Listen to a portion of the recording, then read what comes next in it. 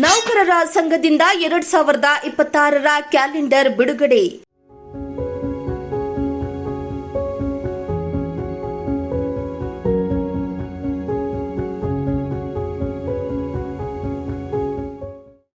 ಗುಬ್ಬಿಯ ಕರ್ನಾಟಕ ರಾಜ್ಯ ಸರ್ಕಾರಿ ನೌಕರರ ಸಂಘ.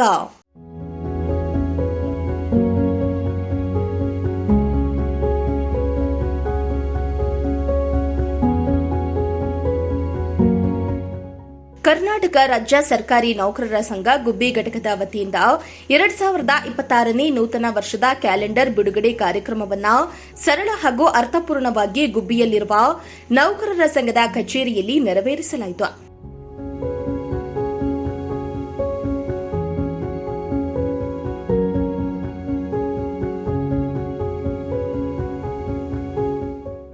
ಇನ್ನು ಈ ಕಾರ್ಯಕ್ರಮದಲ್ಲಿ ಎಲ್ಲಾ ಪದಾಧಿಕಾರಿಗಳ ಸಮ್ಮುಖದಲ್ಲಿ ಅಧ್ಯಕ್ಷ ಗುರುಪ್ರಸಾದ್ ಅವರು ನೂತನ ವರ್ಷದ ಕ್ಯಾಲೆಂಡರ್ ಬಿಡುಗಡೆ ಮಾಡಿದ್ರು.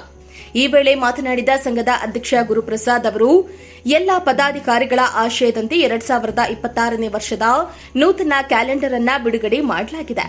ಸಂಘದ ಚಟುವಟಿಕೆಗಳಿಗೆ ಎಲ್ಲರ ಸಹಕಾರ ಮುಂದೆಯೂ ಇದೇ ರೀತಿಯಲ್ಲಿ ಮುಂದುವರಿಯಲಿ ಎಂದು ಆಶಿಸಿದರು.